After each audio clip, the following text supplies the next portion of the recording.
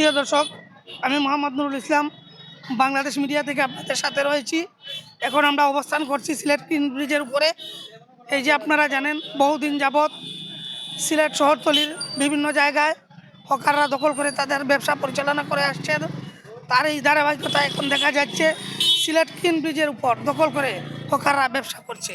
এই যে আপনাদেরকে দেখানোর চেষ্টা করছি, এই যে আপনারা দেখেন হকাররা বসে দখল করে তারা ব্যবসা পরিচালনা করছেন বহুদিন যাবৎ। কিন্তু এর নিয়ে সিটি কর্পোরেশন বা প্রশাসন কোনো ভূমিকা এখন পর্যন্ত নিচ্ছেন না। অজ্ঞাত কারণেই এই অবস্থা রয়েছে। সাধারণ যাত্রীরা চলাচল করতে পারছে না, পথচারীরা চলাচল করতে পারছে না। বিভিন্ন সময় এই গ্রিন ব্রিজের উপরে চুরি ছিনতাই সংগঠিত হয়। আর একদিকে চুরি ছিনতাই, অন্যদিকে যানজট সৃষ্টি হয়। এই যে আপনাদেরকে দেখানোর চেষ্টা করছি, আপনারা বাংলাদেশ মিডিয়ার সাথে থাকুন। আপনাদেরকে পুরো গ্রিন ব্রিজের উপর যে দখল করে ব্যবসা করা হচ্ছে আপনাদেরকে দেখানোর চেষ্টা করছি আমরা। এখন আমরা পথচারী কয়েকজনের সাথে এই ফুটপাথ নিয়ে কথা বলার চেষ্টা করব। করলি চলাচলের অবশ্যই অসুবিধা হয়, বুঝছেন না? তারা তো ব্যবসাও তো করতো, তারা তো খাইতো।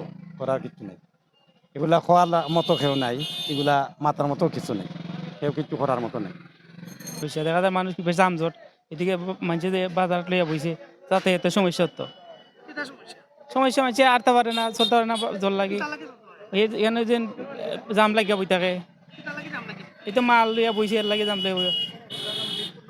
হয় হয়, সব ধরনের করতে তো লাভ হইল কি, বাজার বই গেছে মানে এটা এটা পরিহার করার লাগে আপনারা একটু দাবি জানান, সবাই মিলিয়ে ইয়ে করেন। এইটুকু ছাড়া আর কি করবো আমি এখানে, বুঝছেন না? দায়িত্ব যারা আছে এরা ব্যবস্থা করতো, ওই ব্যবস্থা কেন করতো?